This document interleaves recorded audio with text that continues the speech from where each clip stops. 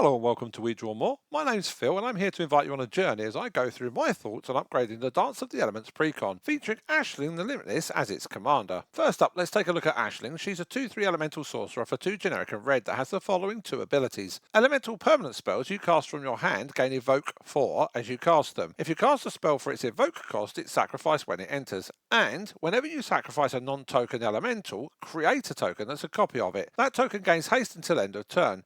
At the beginning of your next end step, sacrifice it unless you pay Wooburg, which is white, blue, black, red and green. That second ability means that this is a 5-colour commander deck. The deck is designed to play big splashy elementals with enters the battlefield and or leaves the battlefield effects, as you will get these for your evoked elemental and the token created by Ashling's second ability. Let's look at how the deck is built to win out of the box. The standard deck is built in such a way that it's designed to evoke elementals like Cavalier of Thorns and then pay Wooburg using cards like Gigantha to help pay the cost to keep the token copy in play. A lot of the design focuses on elementals that create tokens that may be pumpable with +1/+1 counters or anthem effects, and by evoking these elementals and getting triggers for them and their token copies, you get twice as many tokens and all for only 4 generic mana. Ashling is built as a very effective value engine. There does appear to be a very minor landfall theme in the deck that might be exploitable if you wish to make changes to the deck that might take it in that direction.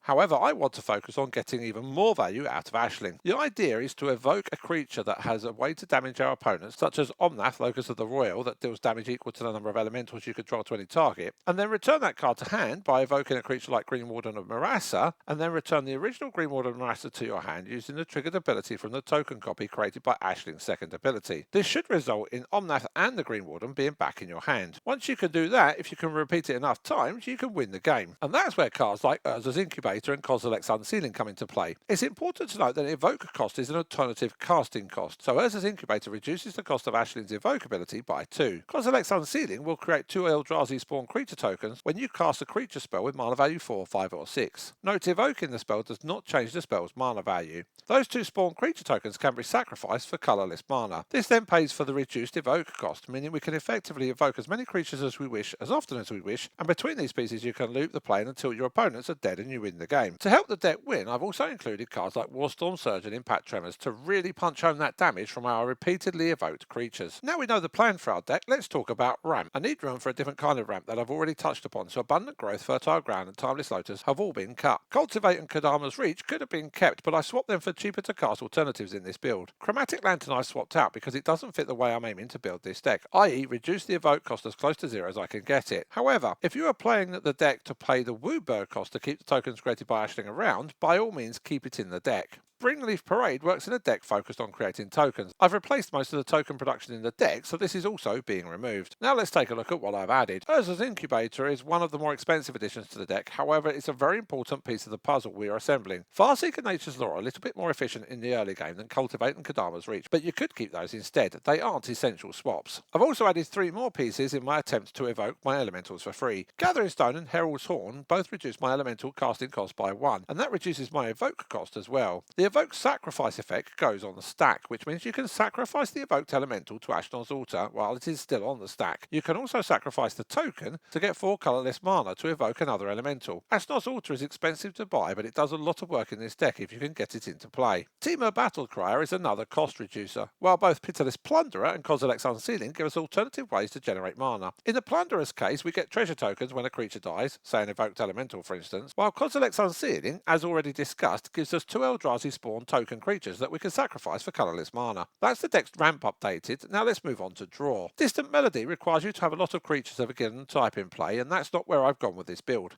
Kindred Summons costs 7 mana. I'd rather have that mana for evoking elementals, and Cream of the Crop doesn't actually draw cards, it just filters the top of the deck. Hopefully it's understandable why I've cut these 3 cards. In their place I've added Elemental Bond, which is fairly straightforward to understand. Evoke an elemental, draw a card. Create a token, draw a card. Kindred Discovery is almost the same, except it also draws cards if we attack, for example with our hasty creature tokens. Greater Good works like Ashnod's Altar, meaning we can sacrifice either our evoked elemental or our creature token to draw lots of cards. Moving on, let's take a look at the elementals I cut from the deck. I've already mentioned I'd remove some of the primary token generators in the deck. If you want to go wide, then add them and the anthem creatures back in and remove the direct damage dealers and life loss generators instead. Subterfuge is great, but my creatures are less likely to be hanging around than in other decks. Bane of Progress is a bane to this deck's artifacts that we're using to reduce our evoke costs, and Elemental Spectacle is another token generator that can't even be evoked. The deck isn't focused on instants and sorceries, which makes impulsivity less impactful than it otherwise might be. Massive Mysteries wants us to be attacking and would still probably work in the deck, but I needed the space so I cut it. And Jubilation is one of 2 Anthem effects that we don't now need in the deck as we aren't trying to go wide with tokens. Incandescent Soulstroke is the other Anthem effect we don't need, so it went as well. Having cut some cards, I've now opened up some room to focus more on my strategy. On that note, let's talk about Twin Flame Travelers. This really should be in every Ashling deck, and if you only add 1 card from this video to your deck, make it Twin Flame Travelers. Doubling the triggers of elementals in this deck is absurdly good value. Ashling's token generating ability is a triggered ability, so you get to create 2 tokens of the evoked and sacrificed elemental, which means you also get 2 triggers if the evoked elemental has entered the battlefield ability, and 4 more from the 2 tokens. Tyrant is also good value, but in that I'm going to destroy my opponent's boards in a slightly chaotic fashion kind of way. Imagine doing this 6 times from a single evoked Tyrant. Graveshifter is additional evocable graveyard recursion that can serve to help us complete our puzzle and go infinite,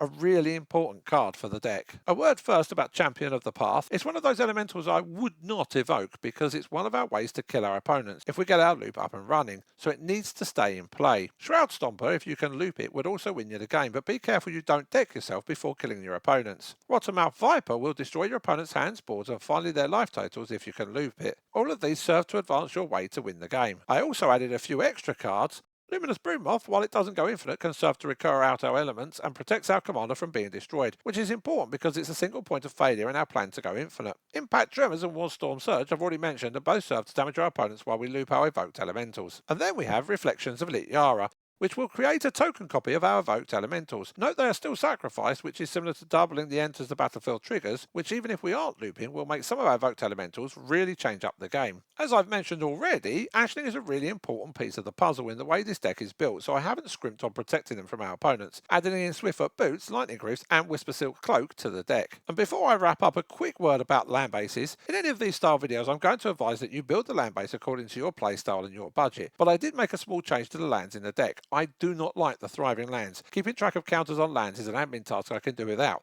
so they're all gone. I've replaced them with Fabled Passage, which is an improved version of Evolving Wilds, City of Brass because it will tap for any colour of mana, and Ash Barrens. I know that's 5 lands removed and 3 added, but the deck did have 40 lands to start with, and still has 38 lands and no less than 17 pieces of ramp. That's all the changes I've made. Here's what the deck looks like on Architect, a link to which is in the description, and a link to all my Architect builds is in my profile. There are cards like Anima, Soul of Elements and Roaming Throne that were outside my budget considerations that I might consider adding in the future. However, without focusing too much on budget, the deck is still only valued at $131 on Architect, mainly due to the inclusion of cards like Ashnod's Altar and Urza's Incubator that are vital for the deck but have a price tag to match. Thanks for watching. I hope you've enjoyed my take on upgrading the Dance of the Elements precon. If you have, I'd really appreciate a like and subscribe, and until next time, I hope you always draw more than your opponents.